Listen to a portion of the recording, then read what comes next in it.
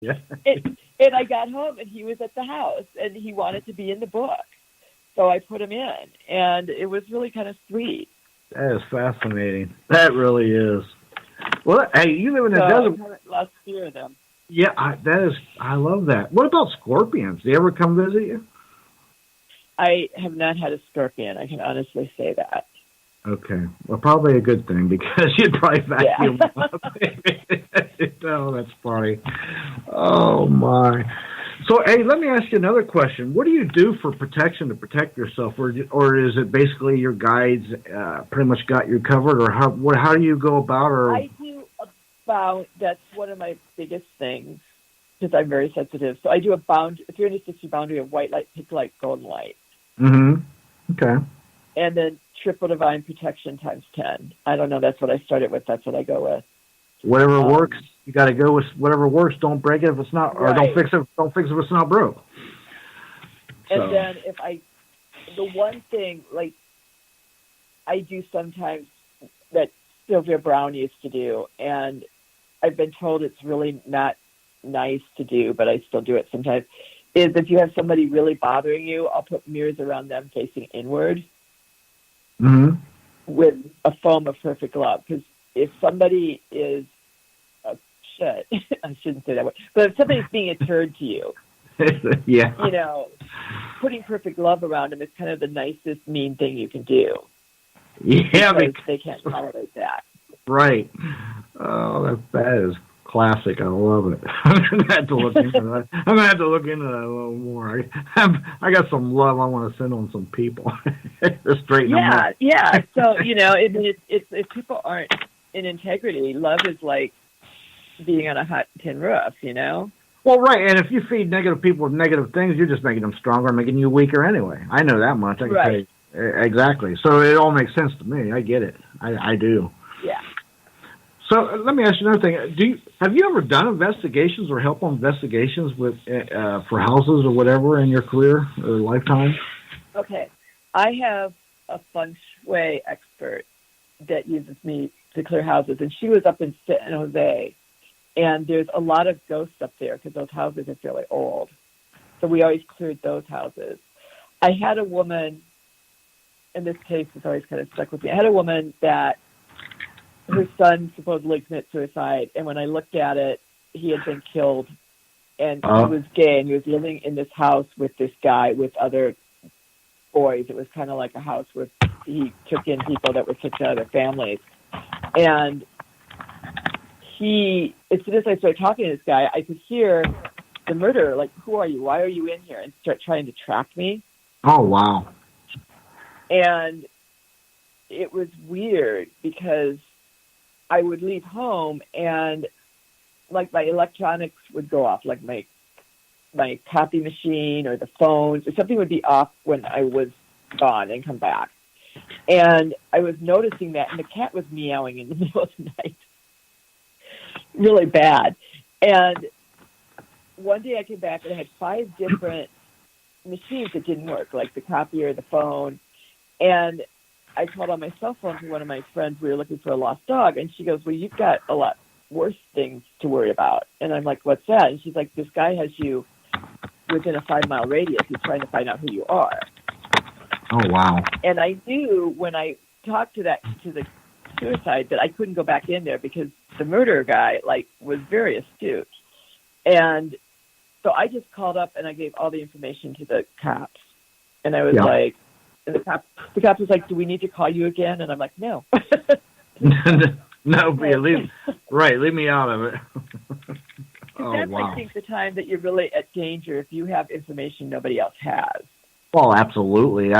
Knowledge is power, and wow, yeah, definitely. So that was a case where the guy was murdered, but they thought it was suicide. Is that what happened there?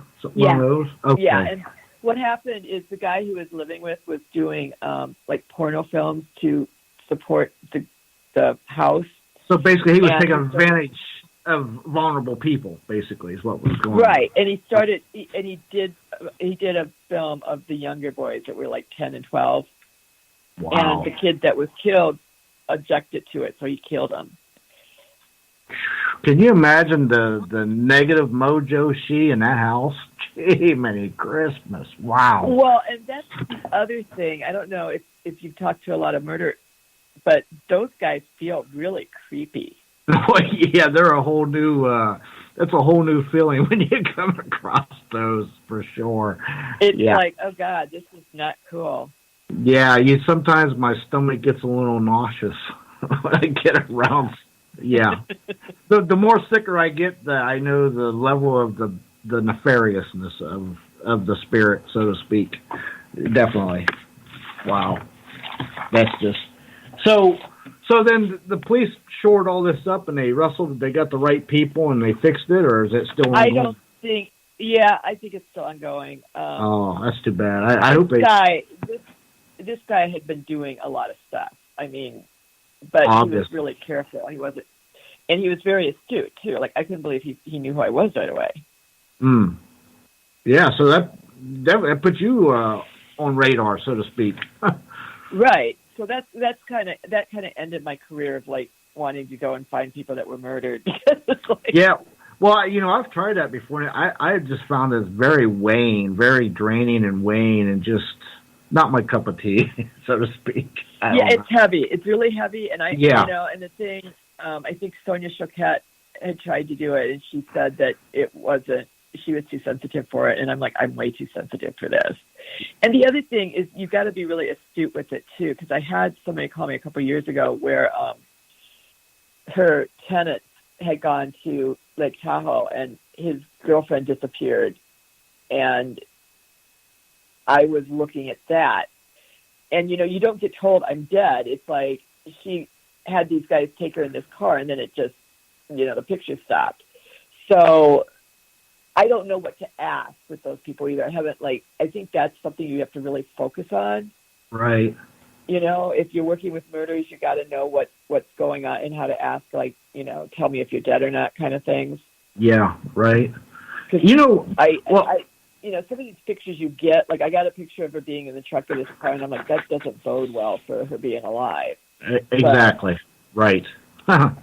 Exactly. Another question I got for you, say this murderer, he had a pet. He's been doing this for 10 years, or say 5 years, 8 years. He's got this pet who's witnessing all this. Wouldn't that be something? Yeah, exactly. Wouldn't that be something if you go in and you think you could get the pet to rat on the owner about him, doing all that? How would that go? I don't know. Usually people that are that dark don't have animals. Well, I've seen some dark people. They usually got mean animals, like some pit bulls. They've rustled up. Rottweilers or German Shepherds they've made mean. I was just curious if you ever come across that, how that would go. You know what I mean? I thought that would be a heck of a question to ask you. I don't know if you ever come across it. I've had a couple. The thing I have a healthy respect for is the Santa Teresa people. Mm-hmm. There'll be drug dealers that have that. They'll have a person that does that. Yep. And I ran across them a couple of times, and they're showing me they have big dogs too. That stuff is powerful because I had a woman, her daughter had married a guy that was in the drug scene in Mexico, and she was from Phoenix, and she got through somehow, but the phone hung up 10 times when I was talking to her. And that's a sign. She went I've learned that's a sign. Yeah. She went to Mexico and went to this big wedding, and then she hadn't seen her daughter since. And her daughter lived in Phoenix. And anyway, when I hung up that night, I had a dream that they came to me and they said, if you keep working with her, we're going to kill her. We're going to kill her. Oh, wow. And I was like, okay, which I don't know what you do, but I don't let them come in my dreams. No. Nobody's supposed to. That's supposed to be safe space. Yeah. So he has some juice to be able to do that. Right. No, I had one come in my dream 2 years ago. I stayed at a place I was investigating, and it was above evil, let me just say. But I did a certain thing in my dream. I learned to control him, and he not only was he out of my dream, he was out of the funeral home. So that was a good thing. But, yeah, I get what you're coming from. Yeah. Yeah. Yeah, I have never, when you say that, I've never gone to a place like there's got to, these places where there's supposed to be a ghost hunting, those ghosts are getting a lot of juice. Oh, Lord. They're getting it from the people. Yeah, listen, I went on a ghost walk last year, 20 people. And it was just a ghost walk, and man, it was some of the spirits was palpable, man. I could tell they was there. I seen a couple, seen one, and they're feeding off these people, You're absolutely right. Yeah. Yeah, absolutely people right. coming and going that nobody's going to really catch that either. Exactly. And it just really, and then some people, they careful what you ask for. They're saying, "Oh, touch me or scratch me." Are you serious? Oh, no. I can't believe that. You better be careful what you ask. Go ahead. Yeah, I'm amazed. Like, I've watched Ghost Adventures a couple times, and I'm amazed that guy's still alive. I'm telling you. Because he'll say stuff like, demons come at me, and I'm like, frick, man. Oh, be careful what you ask for. I'm telling you. I know. It's like... I have seen some stuff that... Yeah. Are you serious? Go ahead. Well, and there's always a time when you run into something that isn't what you know about. And there's no rule book on this. Like, it's not like you could figure out. I mean, I've got more than most because I've got the angels telling me stuff. Right. But there are, I think there are beings from other dimensions here. That's really easy to figure out. Let me tell you, there's stuff here that if people really knew, they probably wouldn't want to leave their house or go to sleep again or turn their lights off. I'm just telling you. In my world, I've seen some stuff. And if people really knew, this isn't Mayberry at all. This is, no. No, and it's all like, I think everything's right here. It's just in different dimensions, so people don't see it. Yeah, it's overlapping. And that's like the land. Like, houses, you could have a brand new house, but it could be haunted as all get out because who knows what's happened on that land that the house was built on 100 years ago, 1,000 years ago, or all the years added up, It does seem like when I would go up to San Jose, there'd be Chinese ghosts. And I think that was a violent time for them, and there was a lot of people that died that way. Wow. And here in Arizona, I run into Indians more often than not. Wow. We've only got a few minutes left, but there is one other question I do want to ask you. Have you ever come across an old defunct slaughterhouse? And if you have, how was that on you? I'm just saying. I have not gone in one of those. Well, my advice to you, being you, don't. I'm just saying, don't listen. If you could talk to animals and dead animals, Lord, don't do it. don't do it. Yeah. Don't go. Yeah, that way. I just think that would be your not to do thing. Don't. Yeah. Yeah, I don't. I don't see that. Even though the one thing I want to leave, like, I use a lot. One of the things I like to do is end of life decisions with dogs and cats. And like, I had a client that spent $20,000 trying to cure cancer in her cat that was 13. And when they die and they go to heaven, they're immediately happy and they're immediately out of pain. Okay, so just keeping them alive and all that money was just prolonging the agony, so to speak. Well, I think it's, we've got to know when to let go. And it's harder with our pets because there's no doctor there telling you what to do, and I think it's harder for us to watch somebody suffer than it is for us to suffer. True. And, so, like, I had a dog that had cancer that was on fentanyl once. And I asked it, like, do you want to live or not? And it was like, well, if I never feel any better than this, what's the point? Right. And so just to keep them alive and suffering isn't really a good choice. No, I agree totally. And, plus they get to come back and they're happier, Right. It's funny. I have seen the spirit of my dog, Jack, when I was a little kid. I have seen him a few times now. I really have. I love that dog, man. That dog went with me everywhere. Oh, my God. He's, like, so happy that you mentioned his name. Jack's running up and down and like, yeah.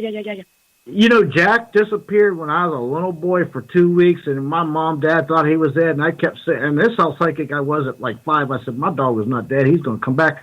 2 weeks later,